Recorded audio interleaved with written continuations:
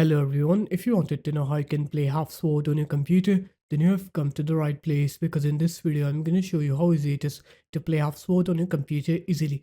So first off, you're going to open up Steam and then you're going to come here and then you're going to search for Half Sword.